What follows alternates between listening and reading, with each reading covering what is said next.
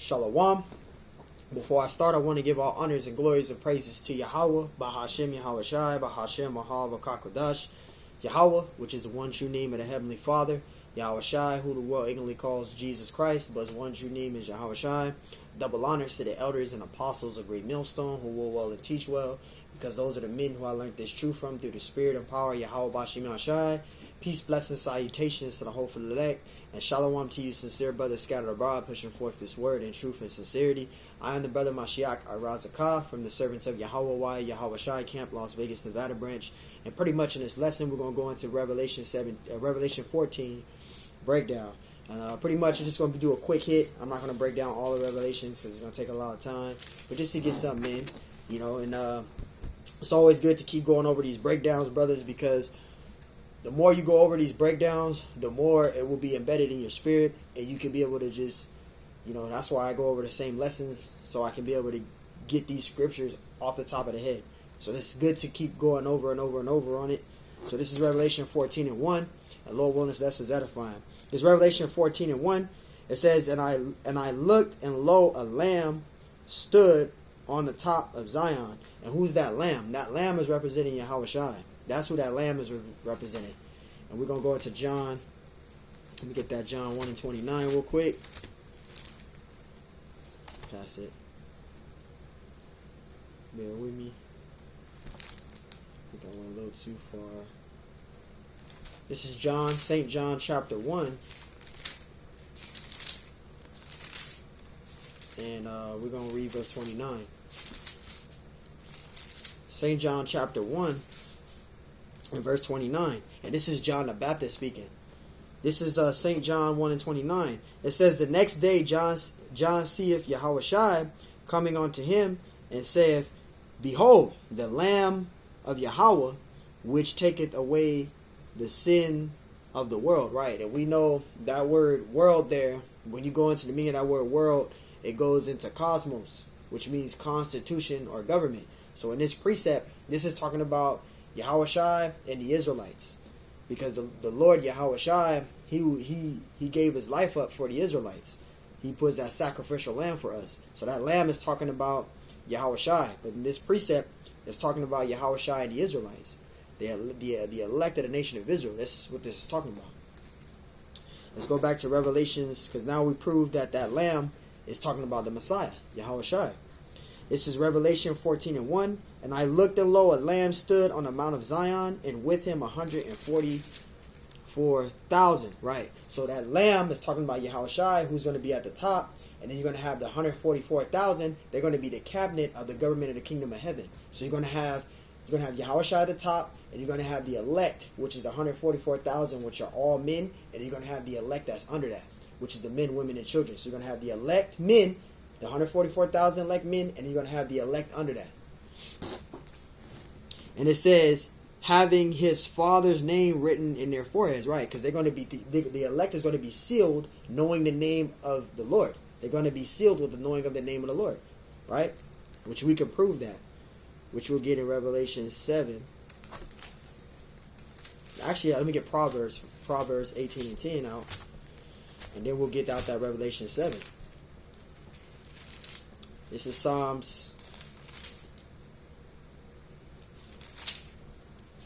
Proverbs 18:10. This is Proverbs 18. Salaki on that. This is Proverbs 18 and verse 10. It says, the name of the Lord is a strong tower, and the righteous run into it and is safe. See? So the elect is going to be safe. The elect is going to be sealed with the knowing of the name of the Lord. So this is why the name does matter. This goes back to these other Israelite groups that are saying don't make the name of the Lord a doctrine, but the scriptures are saying that the elect is going to be sealed with the knowing of the name of the Lord. They're going to be sealed with the Father's name. It says, and having his Father's name written in their forehead. So they're going to be sealed with the knowing of the name of the Lord. This is why the name does matter. And actually, let me get out that Revelation 7. I didn't get that Revelation 7 out. To prove that the elect of the nation of Israel is going to be sealed. This is Revelation 7:3. It says, saying, hurt not the earth, nor the sea, nor the trees, till we have sealed the servants of our power in their foreheads. So this is going into the elect being sealed, right?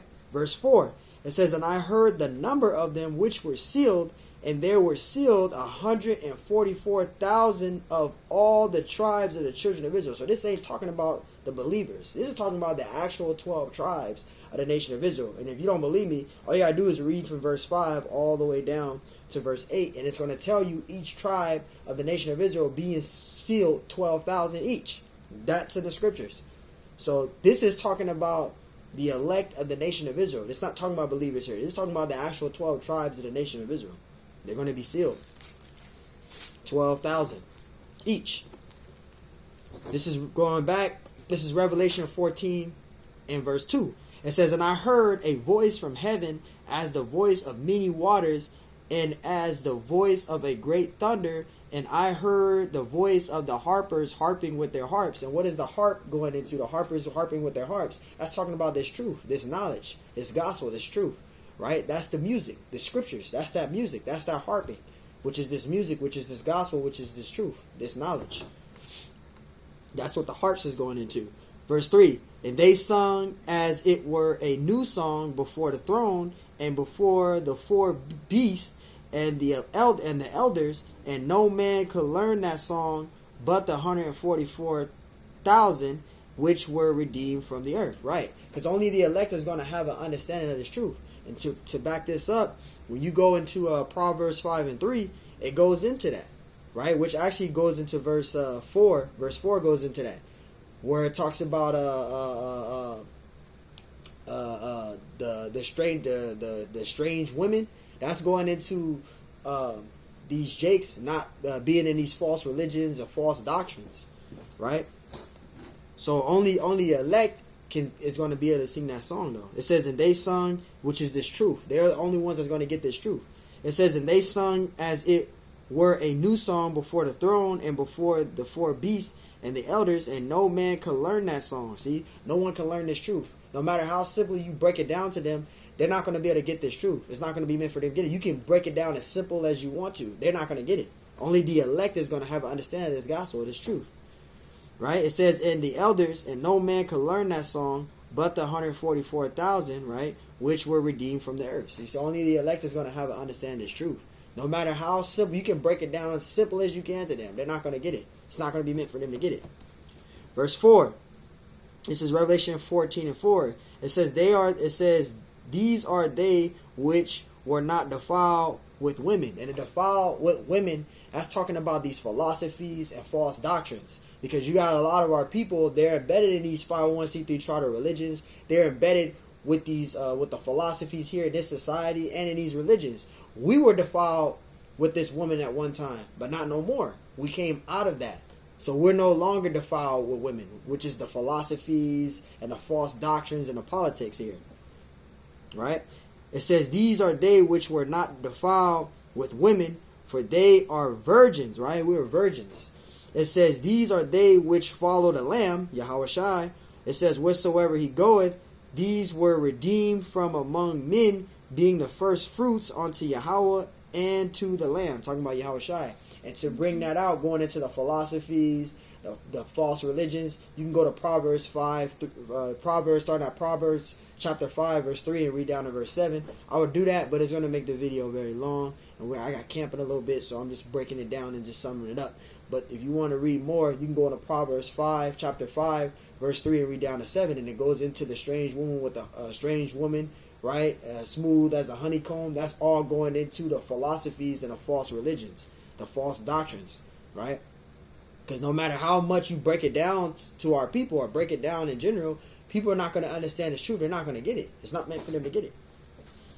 Verse 5, it says, and in their mouth was found no guile, right? They didn't speak no guile. Everything was truth, right? It says, for they are without fault before the throne of the Most High, because they didn't speak no guile. They spoke truth, straight truth, like we do. We speak straight truth. We don't speak no guile here. We speak straight truth, starting from the elders and apostles of Great Millstone. They speak straight truth, 100% truth. They don't speak guile, right? They don't speak guile. In their mouth, they don't speak guile. Verse 6, it says, and I saw another angel fly in the midst of heaven, having the everlasting gospel to preach unto them that dwell on the earth. And that's what we're doing right now. We're preaching the everlasting gospel. starting from the elders and apostles of Great Millstone. We preaching and giving out the 100% truth. We preaching the everlasting gospel right now. This is what we're doing every day on a daily basis. You know, we're getting in. We're going out to camp once a week. We're doing 3 videos a week, or 3 videos every day. However, brother's doing it, 3 videos a week, 3 videos every day, or however, etc. is going right now. But we're preaching the everlasting gospel. It's being preached daily, every day. And it says, preaching the everlasting gospel unto them that dwell on the earth. It says, and to every nation, and to every nation and kindred and tongue and people. Right? So we preaching the everlasting gospel every day. Every day the everlasting gospel is being preached. Right? And we're preaching the everlasting gospel. Verse 7, and it says, saying with a loud voice, fear Yahweh and give glory to him, for the hour of his judgment is come, and worship him that made heaven and earth and the sea and the fountains of waters. Right? Because it only takes 1 hour for this place to be destroyed. This place can be destroyed in 1 hour. It only takes 1 hour for this place to be destroyed. Verse 8, it says, and there followed another angel saying, Babylon is fallen, the great city, because she made all nations to drink of the wine of the wrath of her fornication, which is the philosophies, the false doctrines, and the politics, the false religions and the politics. That's also mentioned in Revelation 17 and Revelation 18.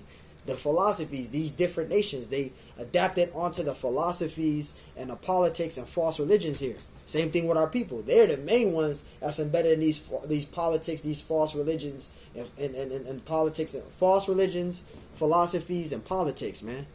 Our people is really embedded in that. You know, they have drunken of the wine, the philosophies. They lied down with the whore. The whore was very pleasing to the eyes.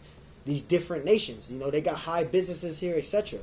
That's a perfect example. But we'll wrap it up with that. Lord willing, this is edifying. I want to give all honors and glories and praise to Yahweh, Bahashem Yahawashi, Bahashem Wahab Kakodash. Lord willing, this was edifying. Give a double honors to the elders and apostles of Great Millstone who will well teach well, because those are the men who I learned this truth from through the spirit and power of Yahweh Bahashem Yahawashi. Peace, blessings, salutations to the hopeful elect, and shalom to you, sincere brothers scattered abroad, pushing forth this word in truth and sincerity. I am the brother Mashiach Arazakah from the servants of Yahweh Yahawashi Camp, Las Vegas, Nevada branch. And Lord willing, this lesson was edifying. Until next time I say, shalom.